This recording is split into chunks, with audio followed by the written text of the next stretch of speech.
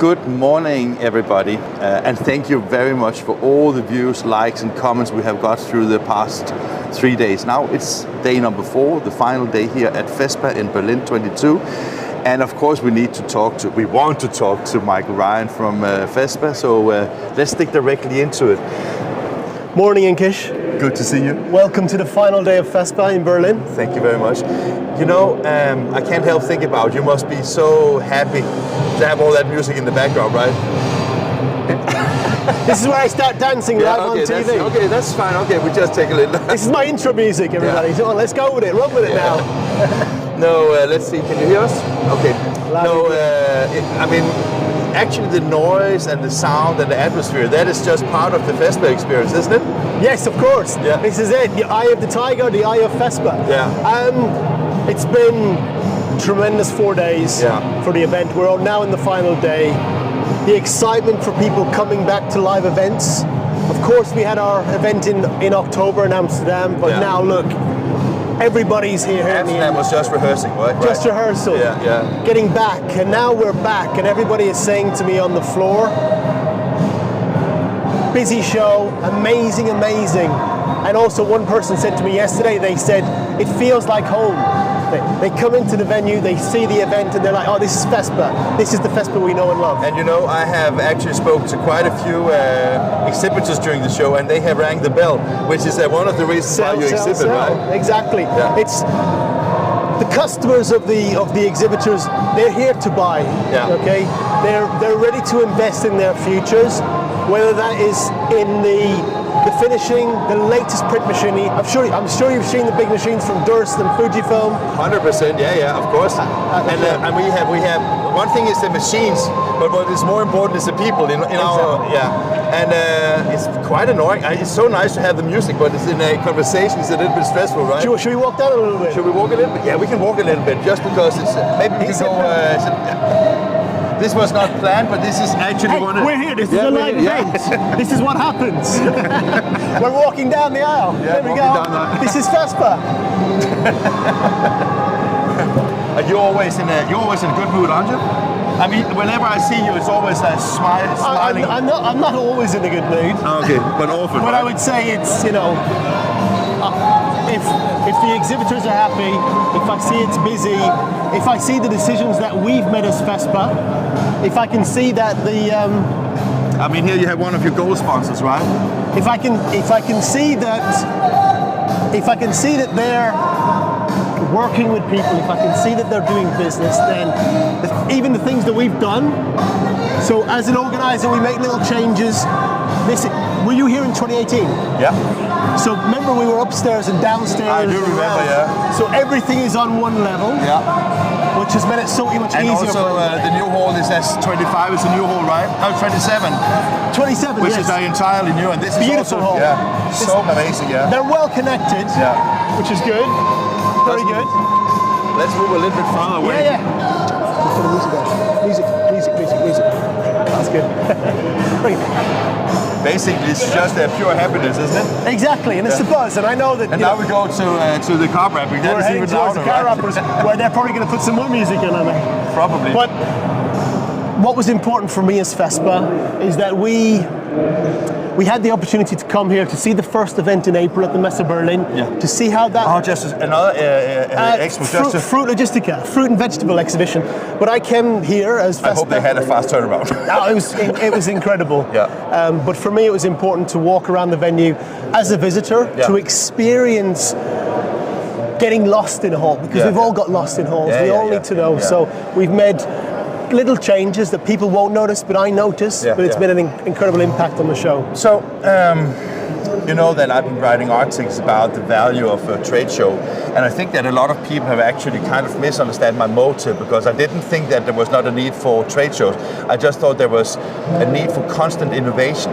Correct. I think you have shown that innovation, because I mean, yes, it is halls filled with exhibitors, and some of the exhibitors are smaller, some are bigger, but that is probably some of the trends that you will see, and there will be some needs also in the future to keep developing the show. So what is your view on that one? Totally agree.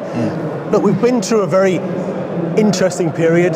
the work that you guys at INKISH have been doing over the last 2 years, it all adds, the people that I've met online, they're here now. Yeah. So everything that you do, like FESPA doesn't close at 3 o'clock today. No. FESPA continues on Monday. Yeah. FESPA continues all year round. Yeah. And when I met you and Neil the other day, what we spoke about, which I really genuinely believe, is that with the FESPA and the organization and how you basically give back to the community, also because you have that member organization throughout the world, this is maybe one of the very, very important reasons what justifies everything you do, basically, right? We listen to our community. Yeah. We are directed by our board. Yeah. Our board are some of the leading printers in their field. And that insight gives us information that means we're not basing it on a business decision, we base it on an industry decision. So if people said, should we postpone FESPA, should we cancel FESPA, especially last year in October in Amsterdam. Yeah, because that was still on the... Exactly. Also I remember, I think your security measures at Amsterdam was just fantastic, because first I was a little nervous when I got there because there was no people outside, but it was because you basically had to go exactly. with the testing, and not the testing, but the proof of testing, and now we're free. Yeah. And now we're free. Yeah. I remember when you sent out that message that now it's free here, that must have been quite good, right? Exactly. Yeah. But that's important. Like, if the printer and if the industry want us to do FESPA, then we will do FESPA. Yeah. That's our priority. And we started in October in Amsterdam. Now we're here in Berlin, and it's the buzz of every single hall is But that is only the European side of it, because there's also FESPA worldwide, right? Globally. Of course. Yeah. We've seen here visitors, of course. Yeah.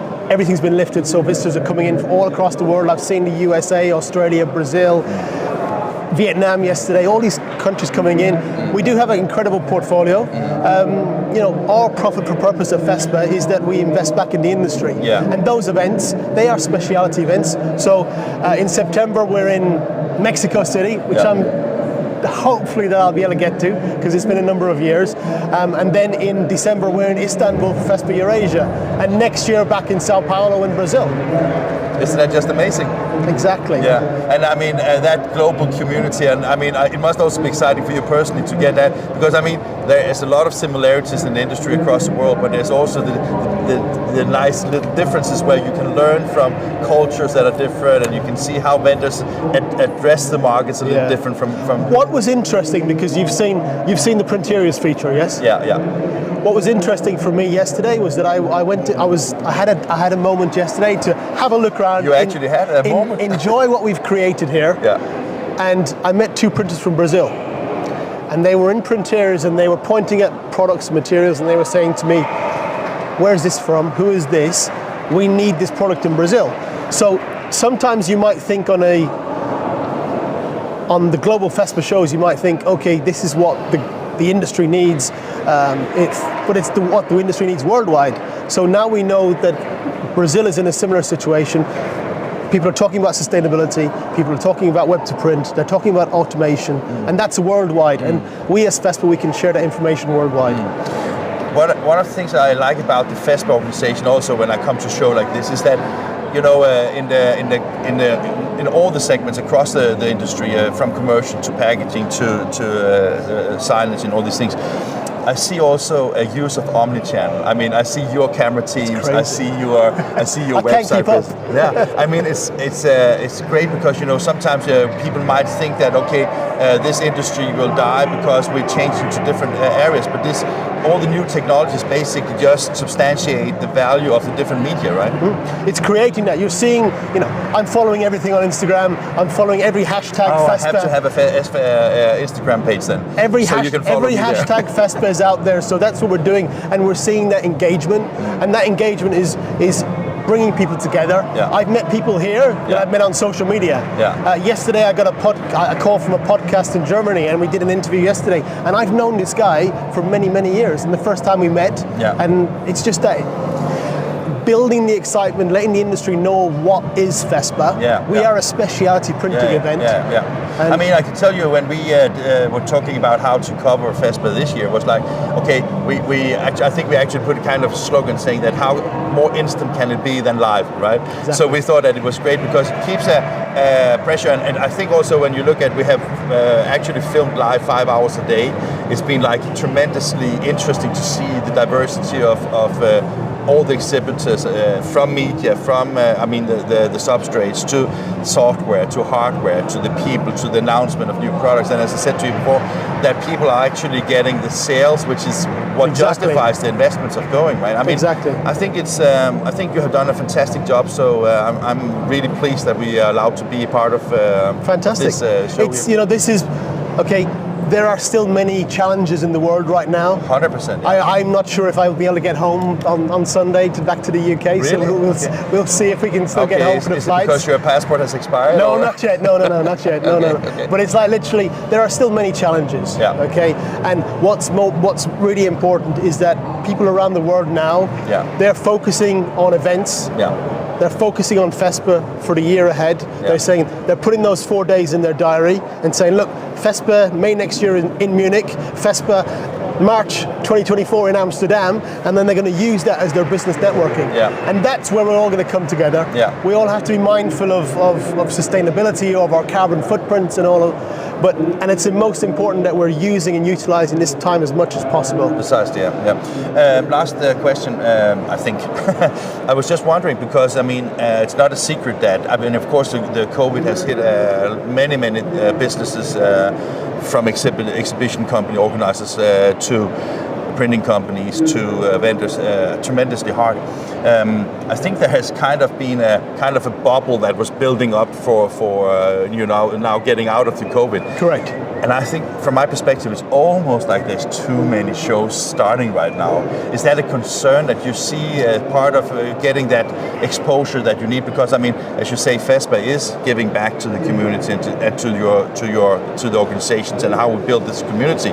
But there's also like, it's been an interesting period, you know, and it's like anything in any businesses. Okay, if a business is suffering, if a business isn't delivering for the marketplace, then someone else is going to come into the marketplace. So you're basically, so your investment is ensuring your place in the market. Exactly. We're always developing FESPA. I'm already thinking of next year right now. You have to, because there's not so long time to, right? At least we've got a year. Like we've had, if we can do FESPA in 7 months, hopefully, given us 12 months, it should be even better next year. But we need that preparation time. We need to keep developing the show, introducing new features. You've seen the sustainability spotlight here, which the feedback has been incredible. You've got speakers in the industry who don't know this industry, but they've got so much valuable information to share with us. Sustainability is not a single industry perspective, that it's a global perspective across all industries, right? So, and we as FESPA, we have a massive role to play in sharing and preparing people for the industry. For the future. I will see you at the next FESPA, right? You certainly will. Okay. Definitely. Great. How many steps have you done during the show? Do you know? Yeah, I think it was 22,000 yesterday. So very good. Yeah, so I know. I've brought a shirt especially for tonight, Friday night, and I thought I'm going to be able to fit into that tonight. Okay. I couldn't at the start of the week, but we can do that. I wish I was in the same position, but I just keep to my. FESPA's good for your health. Yeah, and as people have said to me, it feels like home. I actually think I have been drinking a few more beers than I normally do, so I don't know if it adds up. I don't know, but let's see. Very good. Okay. Thank you to all the team at INKISH. You've done an incredible job, not just here at FESPA, but throughout the year in educating everybody in the industry. So thank you so much. I appreciate your support. Thank you. Thank you. And say hi to Neil, right? I will do. Okay, I will do. Take care. Thank you for joining us. See you soon. See, this was Mark Ryan. He was a very, very dominant and visible person in the FESPA organization, right? So it was great to have a little chat with him. And let's see, today we have planned not as much as we've done the other days.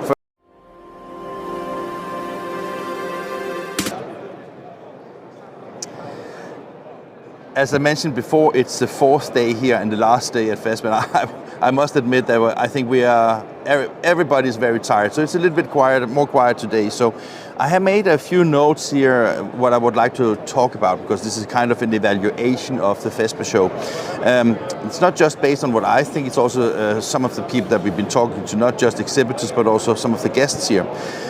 If you look at the show like this, you see so many products that you sometimes can't really remember what you saw at what booth. So yesterday I was looking through the exhibitor list, trying to remember what I've seen at the different locations. And one thing that comes to mind when you look at FESPA, it's more like iterations rather than revolutions that you see on the product side. And of course, to some extent makes sense, because during the COVID, I think there's been a big change in how vendors today publish new products, because where the trade shows were the places where you really delivered on huge new products and developments, they now deliver more constantly through the year, and then use the trade shows to connect with customers, show them the products, have the relationship with, and therefore it makes sense that you have maybe more iterations than revolutions, because it's more about a timing thing. Maybe next year or next time it will be entirely different. Then another thing that I found really interesting to see also in what I refer to always as the FESPA segment is a really increased focus on automation, workflow automation.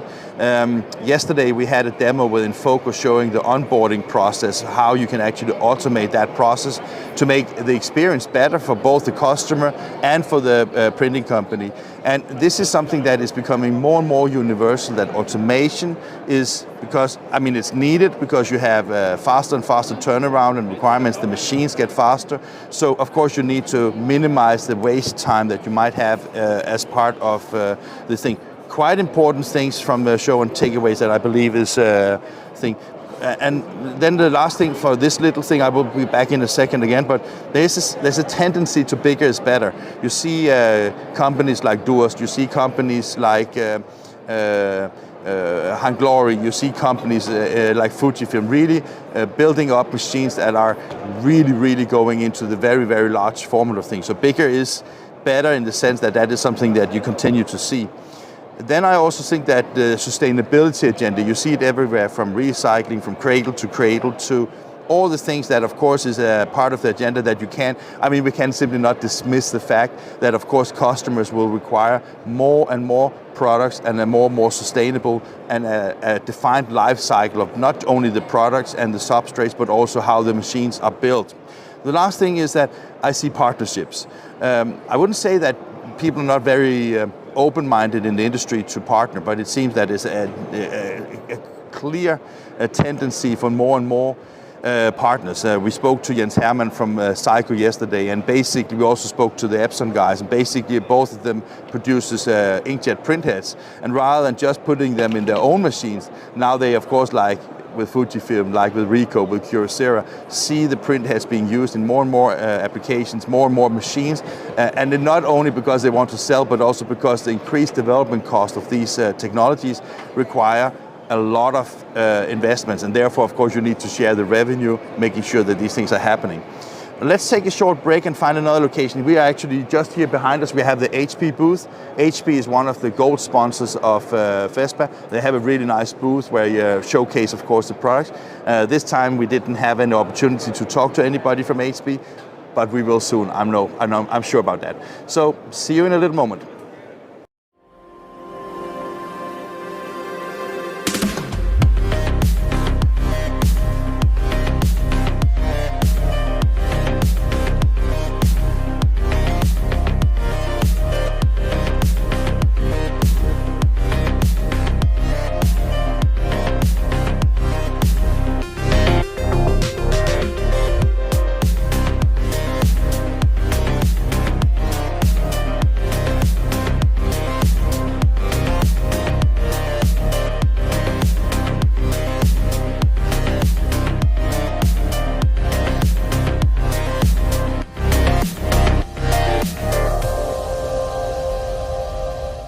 One of the other trends that we definitely have seen here on FESPA Berlin 22 is also a lot of people talking about being back. If you saw the opening session with quite some noise here this morning with Mark Ryan, it's very obvious that a lot of people have been waiting for the opportunity to get back and show the equipment, meet people, meet prospects, meet customers, all those kind of things. And I would say that it has been also fantastic from our perspective to meet people and have that opportunity. But I can't help think about, because it's still like when you go to trade shows, it is a question about the ROI. How much money can you justify these investments? If you look at booths like this, it must cost shitload of money to do.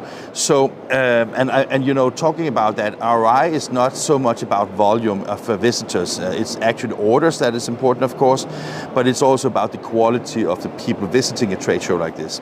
And I would say that we actually spoke about it just a few hours ago here with my team, that it's not been that crowded. We have not got any official numbers yet. We're told by Imogen from FESPA that we will get the numbers within the next couple of weeks, and it will be interesting to see how many visitors has been here.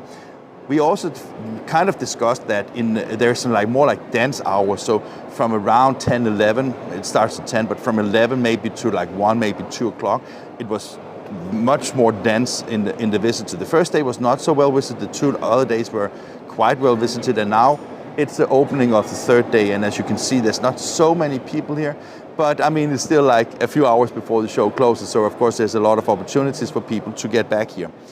As I mentioned before, the partnerships and how you develop relationship with customers is of course tremendously important, the partnership among the OEMs, but I also see a tendency that when you sell equipment, it's not just about selling a box. It's building a relationship, a lasting relationship where you have a long-term relationship in base of that you invest in a platform, you invest in inks, you invest in future development of solutions in order to make sure that you get really a value for money over a long time of investment, basically. So I think that's it for now. We have one more little spot in a moment, but let's see if we can find another place to do it in, right?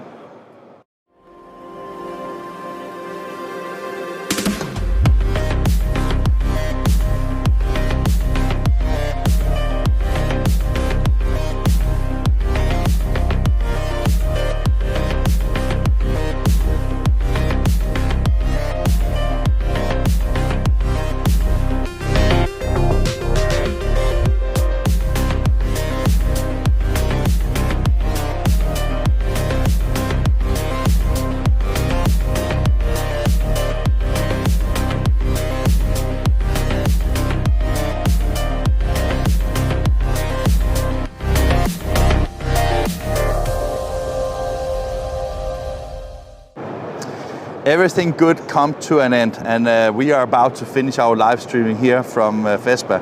And of course, two things we have to talk about, or we want to talk about as part of the coverage, is that of course car wrapping is still very hot. Here in Hall 25, there's a lot of there's a World Wrap Masters over here. You see a really cool wrapping here. You see wrapping of Teslas and Golfs and everything. And as we talk about, Jan and me, it was like, okay, the next car, maybe we should get it wrapped. I mean, it looks cool, and it has a lot of advantages when it comes to also making sure that you can return your leasing car in a better shape.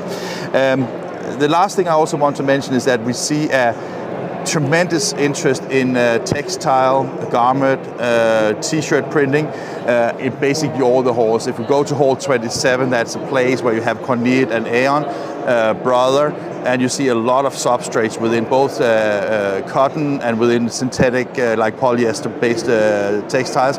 And it's amazing to see, because basically what you see also as a trend is faster machines, but you also see machines that have, let's say, more higher color density, so it makes really cool looking t-shirts. And it's just amazing to see how the agenda that also Cornet has been talking about in the interviews we've done with them these days, the sustainability agenda from having less waste, less water. Basically you only produce whatever you need, and that is, it is part of the everything in the world, and that is also what you see here.